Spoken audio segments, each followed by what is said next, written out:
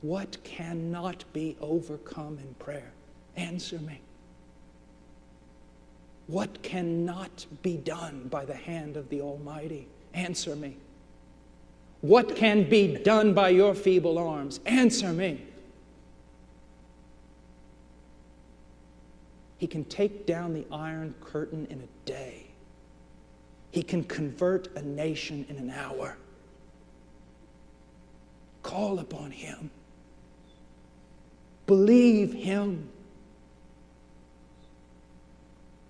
Jesus was a man of prayer. And I've just scribbled down here a bunch of verses, and I'm going to kind of read a hodgepodge of verses that you might come to understand the importance of prayer in the life of Jesus Christ, and then come to understand that if prayer was so important to the incarnate Son of the living God, then how much more important should prayer be to us?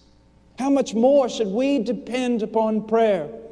Jesus lived a life of prayer. That's the first thing I want you to see. In Luke 5:16 it says, "But Jesus Himself would often slip away to the wilderness and pray." You know, oftentimes when we find something that we greatly enjoy, as opposed to what we grudgingly must do, we try to slip away to it. A man might want to avoid his yard duty by slipping away to watch a ball game. A man may come into work early so he can slip away to go hunting. A wife may want to slip away to go to the mall. They slip away to the things that they most enjoy. Isn't it a crime that Jesus Christ and the labor of the kingdom seems almost to be work that we want to slip away from? I heard tell of a story of an evangelist. He got off the plane and was received by the pastors, and immediately they took him out to play golf. I don't have much of a problem with that. Never played golf myself. But they took him out to the golf course, and that's a fine thing. I guess they saw that he needed to rest, and as they were going out there across whatever you cross to do whatever you do when you play golf, the evangelist just happened to mention, he said, "Well, you know, the Lord is so good. The other day he was just..." And the preacher stopped him and says, "Let's not talk shop out here. This is the place where we're going to rest. The only place you'll ever rest is in Jesus Christ." And you know when you're walking with God, when you slip away to Him, when you say, there's so much I have to do, so much grudging work, so much labor, I just wish that I could slip away to Him for a moment, because He's the one to whom I escape. He's the place I rest. When prayer becomes a labor, we're not like the Christ. We're not like Jesus. But it says He would slip away into the wilderness and pray. Notice He would go into the wilderness. My friend, the world, even the church, is just so filled up with noise. So filled up with noise that every once in a while, especially those of you who are pastors, you have got to slip away.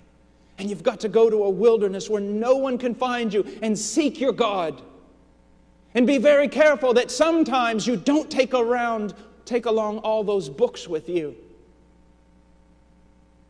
Because to many, Jesus Christ can just become proper exegesis, proper hermeneutic, a thing to be studied instead of a person to be loved.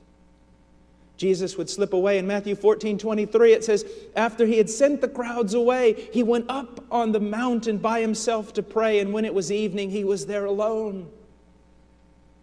Someone said, why did Jesus need to pray so much? He was the incarnate Son of God. We're going to talk about that. But let me show you just the foolishness of that question. Could it just be possible that He always wanted to slip away and be alone with God simply because He loved Him? Because He loved Him.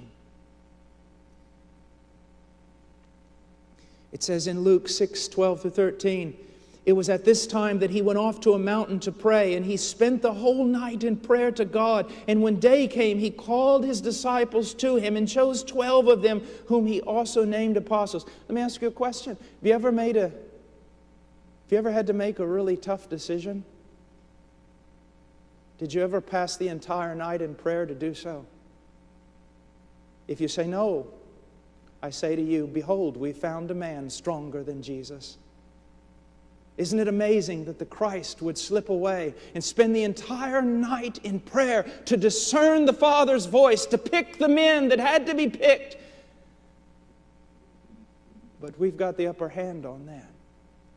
That's not so much needed anymore. He goes on, Matthew 26:36, Then Jesus came with them to a place called Gethsemane and said to His disciples, sit here while I go over there and pray. Sit here while I go over there and pray. Who could forget Gethsemane? Who could forget the war that was fought in that place? My friend, when He got up off His knees, the battle was over. The war was fought there. How many things do we have to fight with? How many Philistines do we have to put up with that stay in the land and they're like thorns to us? Why? Because we do not take the matter by the horns. We do not go to the Lord and wrestle until the victory is won. Jesus Christ overcame in that garden, and He overcame by struggling through it in prayer and gaining the victory. That passage, this kind, only comes out through prayer and fasting. That just doesn't have to do with demons, my dear friend. There are so many mountains in your life, so many obstacles in your life, so many things in your life that seek to derail you, to stop you. And they're going to stay there because some of those things just don't go away by counseling.